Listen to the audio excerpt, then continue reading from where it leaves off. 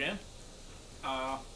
This lesson I decided to do because, honestly, my opinion would be that this can make or break your playing style or just the effect. Not saying that you're a bad player if you can't do it, but I think it really sets the mood, is vibrato. I've seen a lot of players that I think are really good, but their vibrato is a big turnoff for me.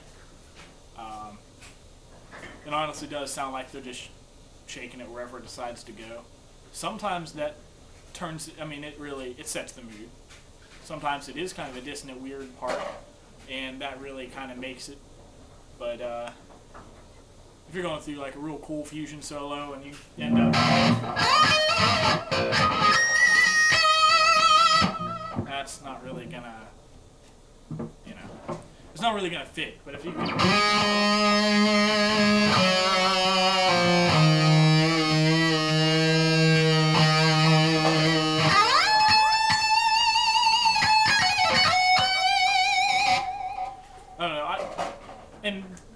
there's different ways of doing vibrato. There's, but just the way it sounds, just be conscious of that. Because a lot of people I see that all their vibrato sounds the same.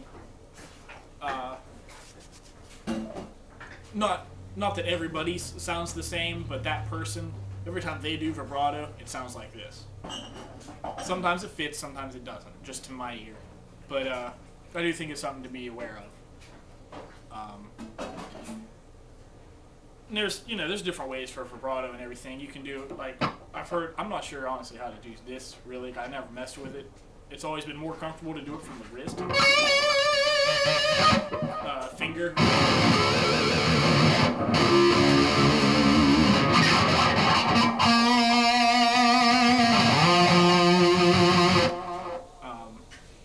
Wrist whammy bar.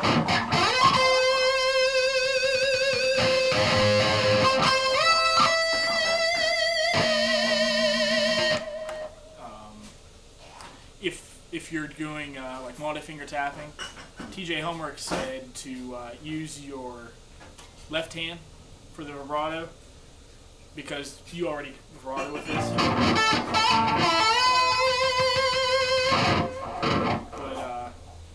But I see certain times where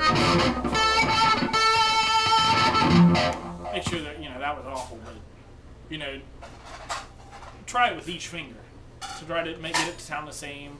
Or that's also good for finger strength. If you're starting out,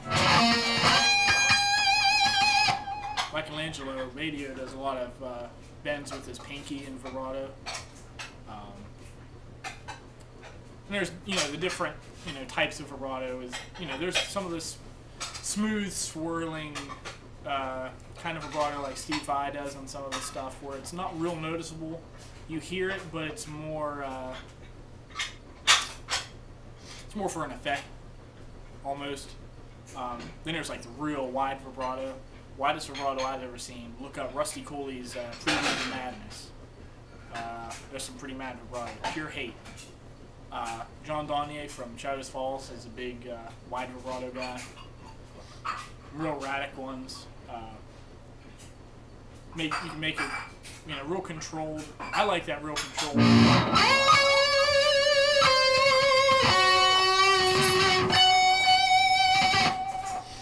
But it depends on the part and what you're after.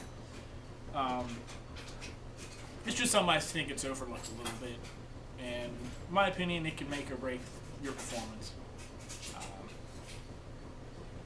So take it for what it's worth, and try out different ways and listen to other people, and really go through your same CDs you've listened to forever, and just pick out each vibrato, or whether you bend or not, or pre-bends or anything like that.